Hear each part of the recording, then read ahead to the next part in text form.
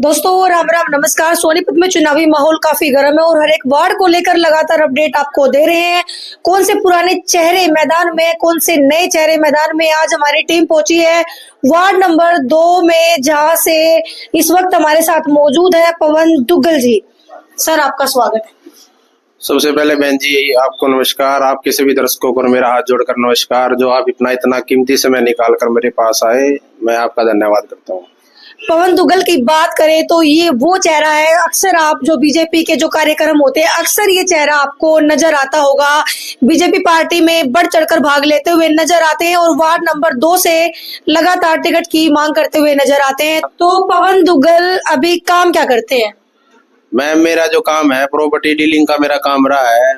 और जैसे हमारा एक सामान्य सेंटर भी खोल रखे हैं। जैसे हमारा यही अभी एक डॉक्टर है, डॉक्टर प्रदीप के साथ अपना सेंटर चला हुआ है फिलहाल प्रेजेंट में। तो पवन दुग्गल की बात करें, राजनीति में कब से है पवन दुग्गल? मेरे को राजनीति में मैम कम से कम मेरी उम्र 37 साल के आसपास की होगी। मेरा 20 साल के आसपास मैं राजनीति में हूँ। तो 17-18 साल के लगभग हो चुका है आपको? हाँ, मेरे को 17-18 साल के लगभग हो गया मेरे को। अच्छा, अभी बीजेपी पार्टी में अक्सर आप नजर आते हैं, तो पहले बीजेपी पार्टी से ही शुरुआत की थी या पहले किसी और पार्टी में थी? मैम, मैं इंडियन नेशनल लोक दल में रही है, मेरे पिताजी रहे हैं। और इंडियन नेशनल लोक दल प्लस भारतीय जनता पार्टी का हमेशा अलायंस रहा है, जिसमें मेरे फादर साहब ने भी चुनाव लड़े हैं। मेरे फादर साहब ने, मेरी मदर ने चुनाव लड़ा है, मेरे फादर साहब ने चुनाव लड़ा है। कब लड़ा था और किस चीज का चुनाव लड़ा था? मेरे फादर साहब ने भी निगम पार्षद का ही चुनाव लड़ा था। मेरी मदर ने लड़ा 1999 का चुनाव और मेरे फादर साहब ने उससे पहले का चुनाव लड़ा था। कौन सी पार्टी से? इसी इंडियन नेशनल लोक दल और भारतीय जनता पार्टी से। अच्छा, तो क्या रहा चुनाव का परिणाम? चुनाव हमने जनरल से वार्ड से फाइट किया था और हमारा जो हार का अंतर रहा है सही कभी 10 से, मेरी मदर 9 वोटों से रह गई थी, मेरे फादर साहब 15 वोट से रह गए थे। पुराना राजनीतिक बैकग्राउंड कह सकते हैं आप? हाँ जी।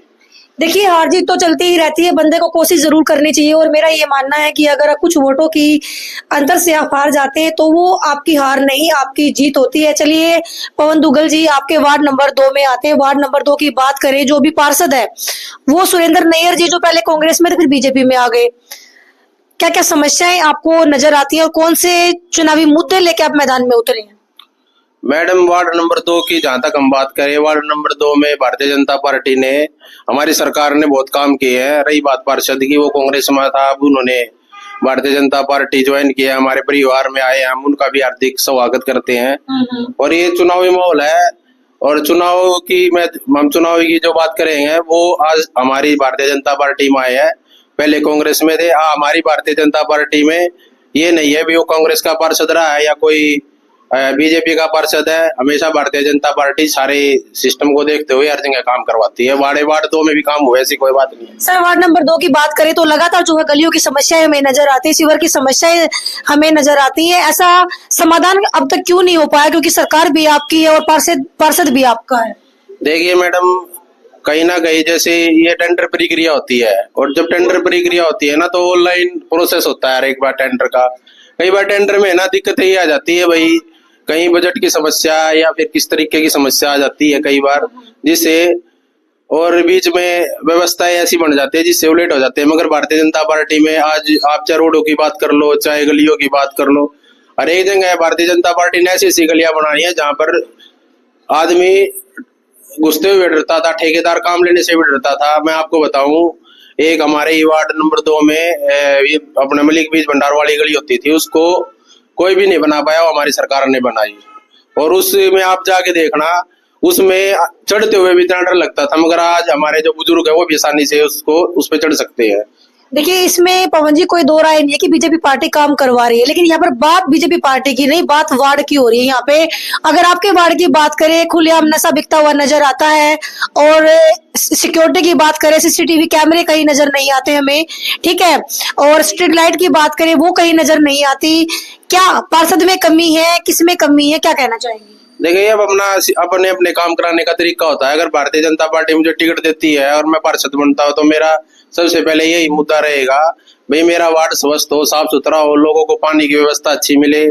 और मेरी कोशिश रहेगी भाई सफाई पर, पानी पर विशेष ध्यान दे। और रही बात नशे की, मैं हमेशा प्रशासन से जब भी हमने मदद मांगी तो प्रशासन ने हमारी मदद की है। और आज मेरा वार्ड में कोई नशा वैसे बिक नहीं रहा है, क्योंकि जो हमारी मैडम है, सीपी मैडम है, उन्होंने सीपी हो गया, एसएचओ साहब हो गए, एसपी साहब हो गए, उन्होंने परमानेंट हमारे वार्ड में राइडर भी और जिप्सी भी की व्यवस्था कर रखी है। मैं आपको बता दूं, एक अभी एक काम थोड़े दिन पहले जो मामला हुआ था, खुद एसएचओ साहब ने पूरे देवीलाल चौक से लेकर और अपने मूर्थलड्डा चौक से लेकर जितना उनका सराउंडिंग एरिया था वहां पैदल मार्च किया था।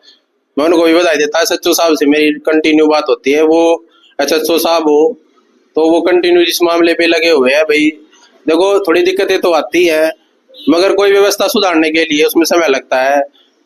100% इसको आप पूरा ध्यान रखकर इस कार्य प्रणाली को 99% खत्म किया जाएगा। जी, पुराना राजनीतिक बैकग्राउंड आपका रहा है तो सवालों को घुमा देते हैं आप मेरे, लेकिन मैं फिर उसी सवाल पर आती हूँ। देखिए, आप पार्षद की तैयारी में है यहाँ पे, इसमें कोई दो राय नहीं कि बीजेपी अच्छा काम कर रही है, तभी बीजेपी की लहर जनता में हम कह सकते हैं। लेकिन आप मुझे ये बताइए कि जब वार्ड में काम नहीं होते तो इसका दायित्व पार्षद का बनता है कि सरकार का बनता है? देखो मैडम, पार्षद फिलहाल कांग्रेस का, मैं उसको भी अभी भी कांग्रेस का ही पार्षद मानता हूँ। उसने 2-3 महीने पहले भारतीय जनता पार्टी ज्वाइन कर ली। अब बजट हमेशा सरकार देती है, पार्षद का काम होता है उसको बताना भी मेरे वार्ड में ये काम होना है। ये पार्षद की कमी है जो सही समय पर बता नहीं पाता है उस काम जैसे एक को। परिवार का मुखिया होता है वार्ड में, वैसे ही पार्षद होता है। हाँ, तो सरकार के पास कोई पैसे की कमी नहीं है, जनहित के काम है। सरकार का हमेशा रहता है जनहित के काम करवाए जाए, मगर वो पार्षद की कमी है जो अपने जनहित के काम को भी नहीं करवा पाए। इसमें सरकार ने आज भी निगम में देख लो, निगम ने पूरी छूट दे रखी है भाई, कहीं भी काम करवाने, रोड की बात हो, सड़क की बात हो, ये पार्षद की कमी होती है जो अपने वार्ड में काम नहीं करवा पाते। बिल्कुल, देखिए टेंडर तो आगे से लगातार पास होते हैं, चाहे कांग्रेस का वार्ड आप कहें चाहे बीजेपी का वार्ड आप कहें, लेकिन कहते हैं कि जो जनप्रतिनिधि होता है किसी भी वार्ड में, वो एक परिवार के मुखिया की तरह होता है और उसके परिवार में क्या कमी है ये उसका देखना उसका काम है। अभी आपके वार्ड में मैं समस्या है आपने तो बताई नहीं, लेकिन मैं बता देती हूँ कौन कौन से एरिया आते हैं आपके वार्ड में। मेरे वार्ड में मैम धानक बस्ती हो गई, उसके बाद कोट मोहल्ला हो गया, अपने खटी की बस्ती हो गई, अपना ये बाजार वाला एरिया हो गया, अपने कुमार गेट वाला एरिया हो गया, और ये सुनारे वाली गली हो गई, ये सराउंडिंग एरिया आता है, हमारा सुदामा नगर हो गया। ठीक है, सबसे पहले आप हमें बताइए कि सिक्योरिटी के लिए आप क्या करने वाले अपने वार्ड की? अगर मैं भारतीय जनता पार्टी मुझे विश्वास जताती है तो सबसे पहले मेरी प्राथमिकता कैमरों की रहेगी जी। उसके बाद व्यवस्था, अगर हम स्वास्थ्य के लिए गए, मैं सरकार से भी रिक्वेस्ट करूंगा कि भी कंटिन्यू उस सफाई की व्यवस्था रहे, और जगह जगह जो कूड़े के ढेर है ना, इसके लिए कुछ ऐसी व्यवस्था करी जाए ताकि आसानी से उसमें कूड़ा भी डाला जा सके। और सबसे पहले है ना, हम अपने लोगों को जागरूक करेंगे भाई, अपने विशेष सफाई की ओर विशेष ध्यान दिया जाए। देखिए, पार्षद का दायित्व तो इतना बड़ा नहीं होता, मैं भी मानती हूँ एक छोटा पद जो ये होता है। तो चुनाव के दौरान बात करते हैं स्वास्थ्य और शिक्षा को लेकर, तो स्वास्थ्य को लेकर आपके वार्ड में क्या कुछ आप रखने वाले हैं गरीब लोगों के लिए? अगर मैं स्वास्थ्य की बात करूं तो मैं अपने वार्ड के लिए सरकार से निवेदन करके, कोई ऐसी है जी, जैसे हमारा वार्ड सबसे बड़ा है और हमारा जो वार्ड है उसमें सबसे ज्यादा एससी कम्युनिटी के लोग हैं, अगर कोशिश ये रहेगी हमारे यहाँ पीएचसी की व्यवस्था हो ताकि हमारे जो बुजुर्ग लोग हैं, हमारी जो माता बहनें हैं, वो अपना इलाज प्रॉपर तरीके से। अभी डिस्पेंसरी है आपके वार्ड? नहीं, हमारे वार्ड में कोई डिस्पेंसरी नहीं है फिलहाल। हाँ, मगर सरकार की तरफ से हर महीने कैंप जरूर लगता है ताकि, और हमेशा अच्छी जांच होती है हमारे मेरे वार्ड में, क्योंकि मैंने स्वयं कम से कम अभी पीछे भी कैंप कंटिन्यू सरकार कैंप लगाती रहती है।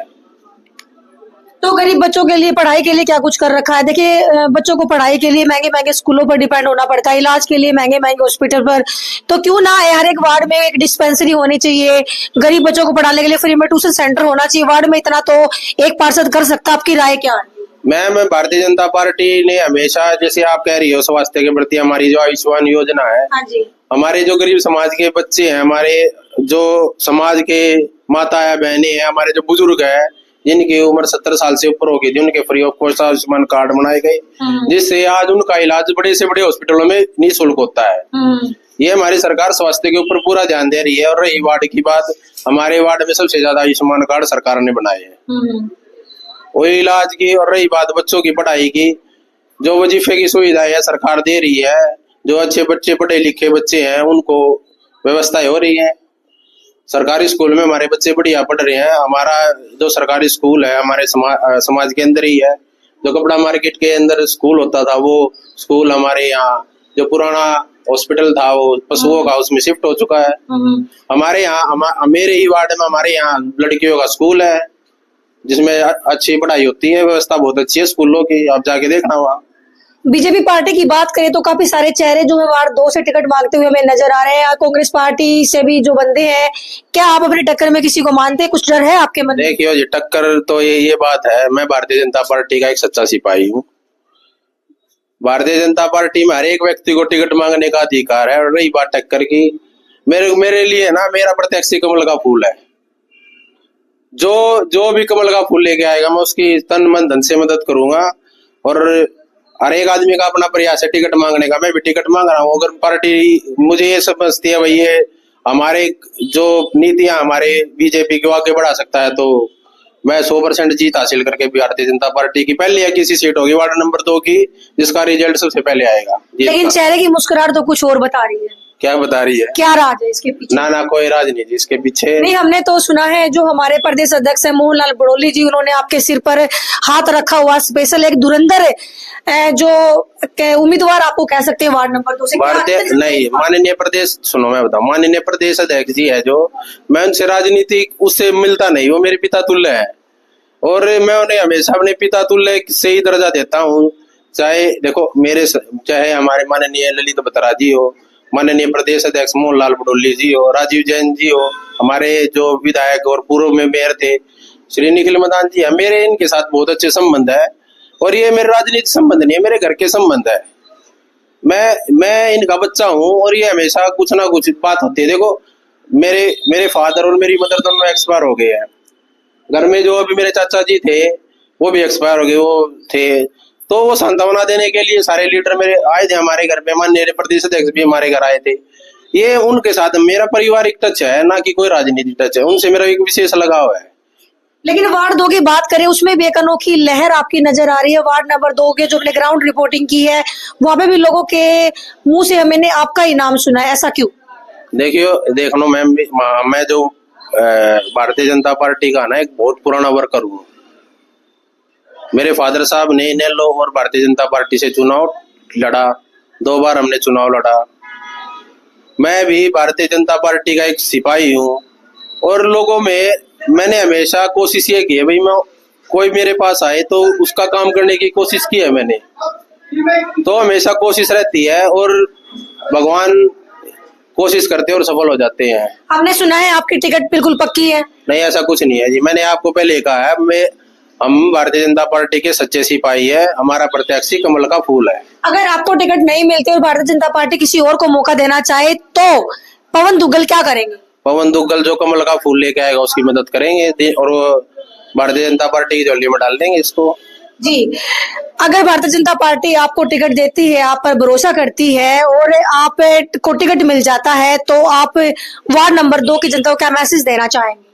देखो, मैं भारतीय जनता पार्टी को एक ही निवेदन करूंगा, अगर भारतीय जनता पार्टी मुझे विश्वास जताती है तो मेरी सबसे पहले प्राथमिकता ये रहेगी, मैं अपने वार्ड को साफ सुथरा करूं, नशा मुक्त करूं और अपने जो युवा पीढ़ी के बच्चे हैं ना उनको शिक्षा की ओर जागृत करूं। अपनी जो सरकार की नीतियां हैं उनको ज्यादा से ज्यादा मैं बढ़ावा दूं। हमारी सरकार की जो नीतियां हैं ना वो जन जन तक पहुंचाने का हम सभी कार्यकर्ताओं का फर्ज है और हम पूरा करने की कोशिश भी कर रहे हैं।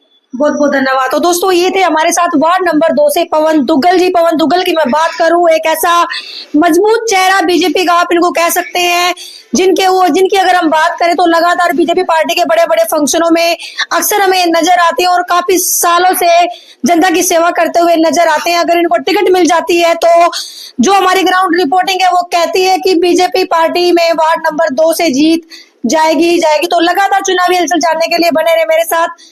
जय हिंद, जय हरियाणा, जय भारत।